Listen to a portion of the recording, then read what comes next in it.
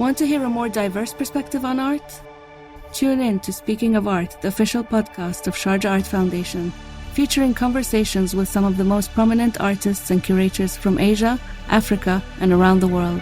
Listen to Speaking of Art wherever you get your podcasts.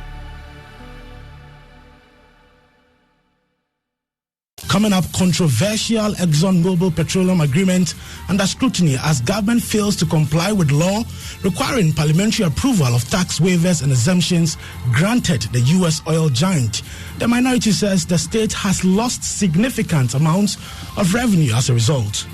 It will surprise you to know that indeed a year now, government of Ghana have failed to provide to us how much it's going to cost the taxpayer in terms of tax exemptions that we are granting. We have exclusive details in this latest Joy News investigative report. Also coming up, National Peace Council asks governing NPP to initiate sanction against Hawa Kumsin for dragging the name of the party into disrepute.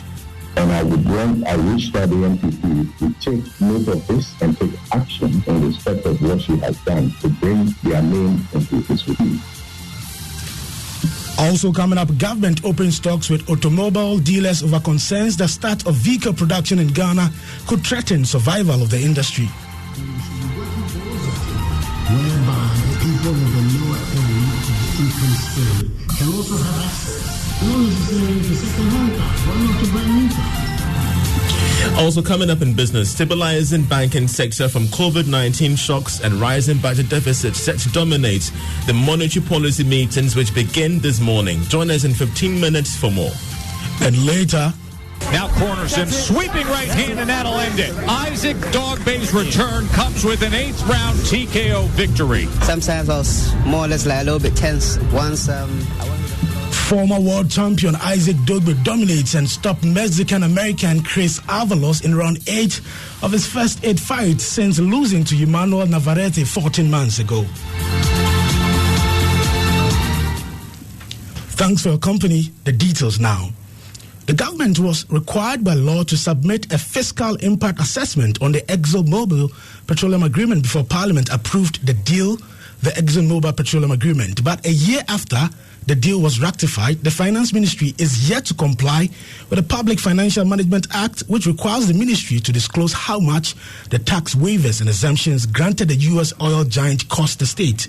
Joy News' Kwetenate has been investigating this. In the official report of parliamentary debate on 3rd April 2019, the government of Ghana assured the Parliamentary Select Committee on Finance that the fiscal impact assessment on the ExxonMobil petroleum agreement to explore oil in Ghana's deep waters would be submitted to the House. This is a requirement under the Public Financial Management Act 2016. The document was expected to provide an insight into how much ExxonMobil's tax waivers and exemptions under the agreement is costing the state. The law provides that, quote, any legislation to be laid before Parliament or proposal submitted for the approval of Parliament shall be accompanied by a fiscal impact analysis stating the estimated effect on revenues and expenditures for the financial year in which the legislation or proposal is expected to come into effect. The fiscal impact analysis will determine the benefits the country will derive from the agreement and how this relief would impact the revenue of the country. But Joy News checks have revealed government has failed to submit the fiscal impact assessment on the agreement. Former Deputy Finance Minister and member of the Finance Committee in Parliament, Atta Forson, confirms to Joy News the agreement was approved without this critical report. The government of Ghana promised us that they are going to cost them and bring them to Parliament for approval. It will surprise you to know that indeed a year now, government of Ghana have failed to provide to us how much is going to cost the taxpayer in terms of tax exemptions that we are granting. Quoted Nate's report read to you. To other stories, Chairman of the National Peace Council, Most Reverend Emmanuel Asante, is asking the governing NPP to institute disciplinary actions against the MP for Ewutu East, Hawa Kumsin, for bringing the name of the party into disrepute by firing warning shots at a voters' registration center. Reverend Asante says whilst the party prepares to sanction her, she must do the honorable thing by resigning. He's been speaking to Joy News.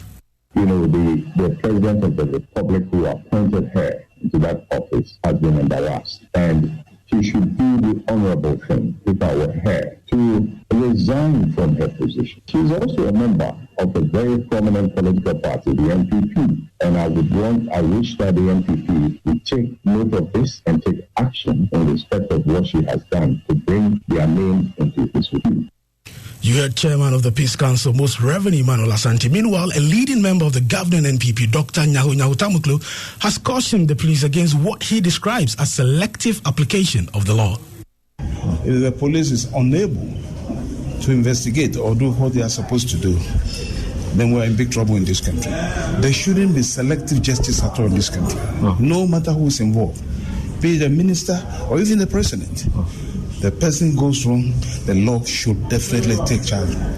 The law appears not to be doing that now, and the police appears to be toothless, and it's very unfortunate. The police is supposed to be independent of any institution. Dr. Nyaho Tamuklu there. To Parliament now, the Minority Chief Whip in Parliament, Muntaka Mubarak, says the House will soon set up an ethics committee which will have the powers to appropriately sanction MPs like Hawa Kumsin, whose actions bring the name of the House into disrepute. Some MPs have called for the hauling of the Ewutu Senya East MP before the Privileges Committee for firing warning shots at a voter registration center. But Muntaka Mubarak says the mandate of the Privileges Committee will make it difficult for it to sanction her. He says the new ethics committee will make a real difference in ensuring discipline. When you bring the name of the institution into disrepute, people say that this is it's been overstretched and what have you. But if we have ethics, I have no doubt in my mind that if we were to have ethics committee, this will qualify 100% for ethics. But privileges, we've seen how, unfortunately, they've acted in the past. I doubt whether going to privileges will do anything. You heard Minority Chief Whip Muntaka Mubarak. Still in Parliament, NDC MP for Damungo Adams Mutakelu says 2 suspects arrested by the military with guns for allegedly facilitating registration of foreigners are local warriors who are protecting residents from armed robbery. He says the suspects are warriors armed with weapons by local communities after about 5 people were killed by armed robbers last year. That road leads to Dokupe, which is a Galamsey's hotspot.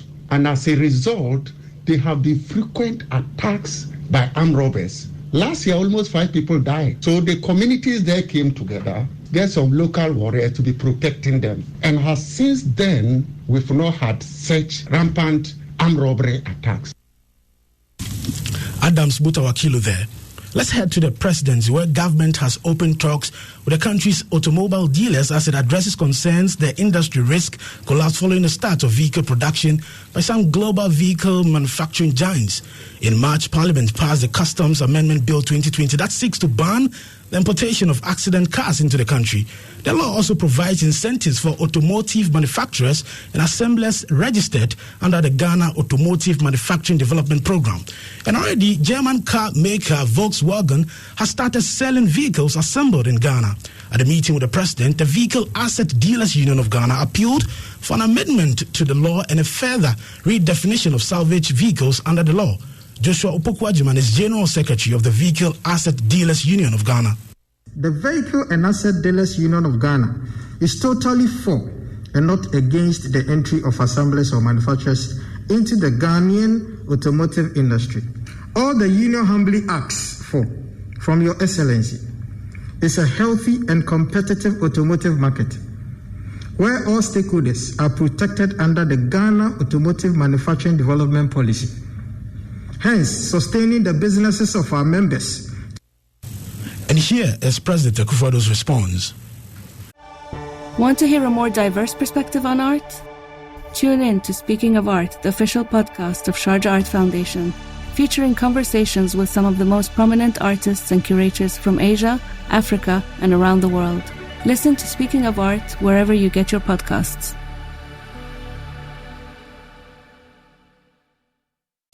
We should be working towards that in Ghana, whereby people at the lower end of the income stream can also have access to cars, and not necessarily to second-hand cars. Why not to brand new cars? I think that is what we all have to sit down and work towards. And in so doing, the point that you have made that we have to find a way of protecting all of those in the value chain, that objective can be also achieved. We're going to do it on a consensual and collaborative basis.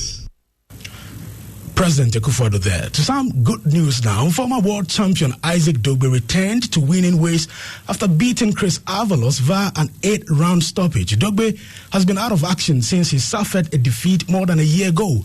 Despite suffering a point deduction for landing a low blow in the 6th round, Dogbe proved too tough for his opponent, causing the referee to stop the fight 2 rounds later. Listen to him shortly after the bout late last night.